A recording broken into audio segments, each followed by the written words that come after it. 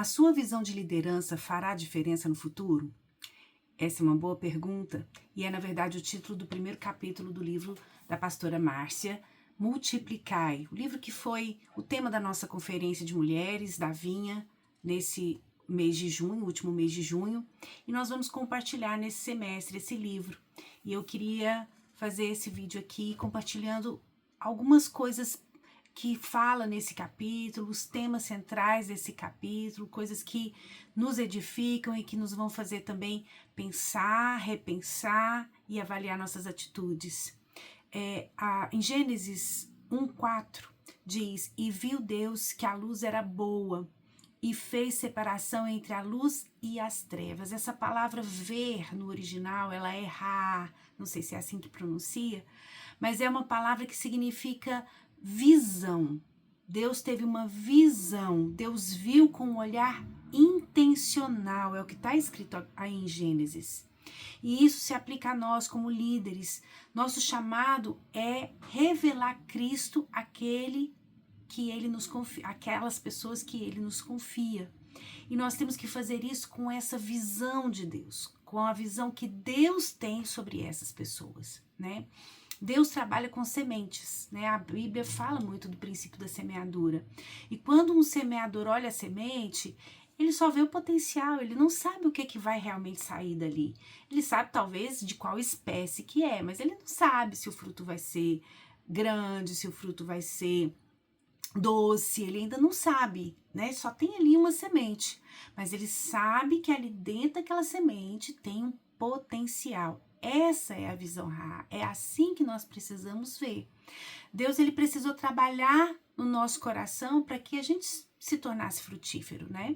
Cada um tem o seu tempo de dar frutos, e é assim que nós temos que ver as pessoas que Deus coloca debaixo do nosso discipulado, as pessoas que estão junto conosco, trabalhando na nossa equipe, ou até mesmo as crianças e juvenis que são ali os membros, o nosso rebanho, nas nossas células. É assim que a gente precisa ver. E a gente tem que lembrar sempre que Deus investe nos improváveis. Deus não é Deus dos talentosos. Ele é Deus dos improváveis, né?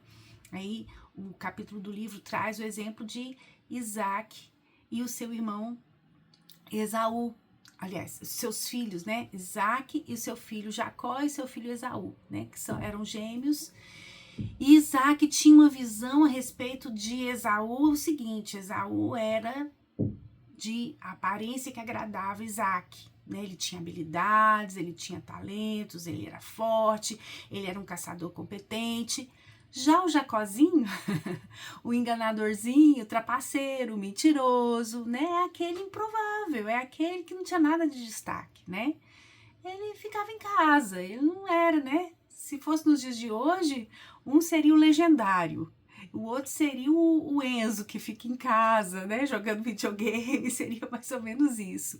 Mas a visão de Deus, ela é diferente, porque Deus não vê essas características que a gente vê e que às vezes a gente valoriza. Deus vê o potencial, né? Lembra da semente. Isaac, a Bíblia diz que estava cego, ele não conseguia ver, ele estava, na verdade, espiritualmente cego, porque ele não conseguia ver com olhos espirituais, ele só via com olhos naturais, e inclusive os olhos naturais dele, a Bíblia diz que, né, foram perdendo a visão. Então, é importante a gente enfatizar que Deus, ele não está na obra que está sendo feita, mas ele observa e ele quer saber a fonte dessa obra. É isso que é importante. Não é o que está sendo feito, né? É o material com que está sendo construído. Isso é que é importante. Então, às vezes, você vê pessoas ao seu redor que são como Jacó, né? Deus não envia para nós pessoas prontas, principalmente para nós que trabalhamos com crianças. É aí que nós não temos pessoas prontas mesmo, né? Nós fazemos discípulos desde a infância. Então são crianças, juvenis, muitos deles até com problemas, muitos deles até com déficit de atenção, os T alguma coisa, né? Tem tantos TDAH, TOD, tantas coisas que têm surgido, né, nos nossos últimos dias, que a gente tem visto. são crianças desafiadoras muitas vezes. Os pais muitas vezes também desafiadores, né? Porque às vezes o pai é mais difícil de lidar do que a criança, né? Do que o juvenil. Então, assim como Jacó não era alguém, né, tão preparado, não era alguém, né, perfeito, cheio de qualidades, ao contrário, ele era uma pessoa imperfeita, cheia de deficiências, assim também muitas vezes nós recebemos crianças juvenis, ou às vezes até mulheres para estarem conosco no ministério, né, que tem muitos desafios, tem muito, né, para ser trabalhado, para ser lapidado, mas o importante é a gente fazer tudo isso com o espírito da graça, né? Os improváveis são os que mais precisam da graça. A misericórdia é o espírito da graça. Então, quando você vê uma pessoa, você tem que olhar para essa pessoa, né, a visão, Raá, com o prisma da graça.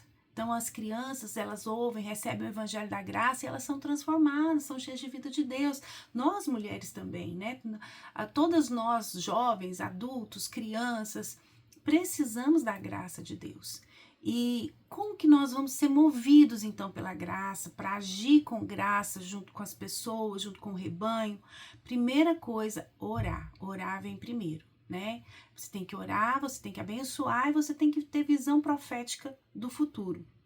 Mas em primeiro lugar a oração, porque esse é o primeiro recurso, não é o último, tá? Orar dá mais trabalho, mas é através da oração que o Espírito da graça, da misericórdia vai fluir, o seu coração vai ser movido. Olha, muitas vezes a gente tem vontade de desistir das pessoas, muitas vezes você olha para a pessoa, você vê os problemas da pessoa, você quer desistir, você fala, não tem jeito mesmo, não dá certo.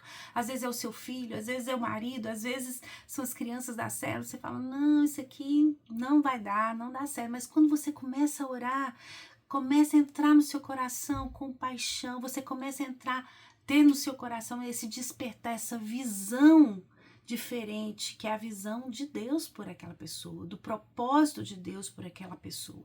Então, orar vem primeiro, tudo começa com oração. E você não pode desistir, porque muitas dessas, principalmente das crianças, juvenis, se tornarão grandes homens e mulheres de Deus. Então, eles não vão mudar imediatamente. Às vezes você pensa que você vai começar a orar e imediatamente a pessoa vai ser transformada, mas não é assim que acontece. Mas quando você começa a orar, o Espírito da graça começa a se mover através de você, através de mim. Então é importante a gente orar. Segunda coisa, a gente precisa abençoar, é falar palavras de bênção, sabe? Não infame a terra, né? Os espias, eles criticaram a terra, eles infamaram a terra, por isso que eles não entraram, a maioria do povo de Israel não entrou, porque eles viram só o lado negativo. Às vezes você tá só falando as coisas negativas, você tá vendo uma discípula, você tá vendo as crianças da célula só com um olhar negativo. Não faça isso, abençoe, fale com amor, fale com palavras de bênção. Mostre para essas pessoas que elas são amadas, que elas são importantes, dê importância a elas, né? Então você coloca aí a graça primeiro e você age com misericórdia. Quando você vê uma situação difícil, uma situação que precisa ser corrigida, em primeiro lugar você vai agir com graça e com misericórdia. E a terceira coisa é você ter a visão profética do futuro. Veja o que vai se tornar. Jacó se tornou Israel, príncipe de Deus. Os filhos de Jacó se tornaram as tribos de Israel, das quais a gente fala até hoje, né? A gente quase não fala de Esaú, quando fala, falando coisas negativas que ele viveu, que ele deixou, né? Infelizmente. Mas Jacó não, Jacó se tornou uma nação, um povo, uma descendência, o povo escolhido de Deus.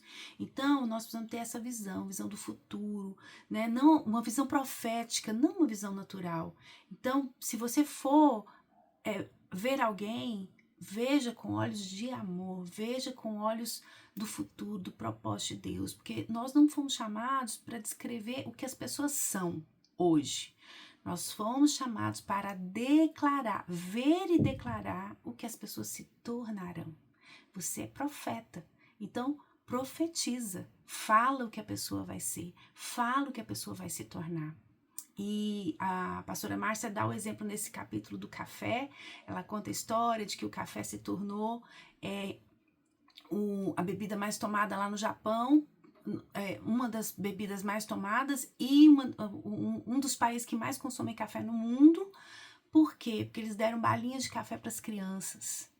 Então, vamos dar as balinhas de café para as nossas crianças, vamos falar da graça, vamos falar do amor de Deus, do evangelho, e gerar no coração delas, né, esse desejo pela palavra de Deus, a vontade de servir a Deus, porque o valor das pessoas é o que Deus coloca nas nossas mãos, é o que Deus determina, não é o que nós estamos vendo, né? E desde pequenas, se a gente fizer isso, se a gente falar do amor de Deus, se a gente falar o quanto elas são amadas, o quanto elas são preciosas para o Senhor, que elas são abençoadas, isso vai gerar nelas, né, essa identidade. Então, nós também temos que saber que Deus confia a nós, né, diamantes brutos.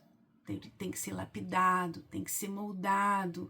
Então, para mostrar o brilho, precisa ali de um processo. E aos olhos de uma pessoa leiga, às vezes vai olhar um diamante bruto, não vai ver diferença entre o diamante e o carvão.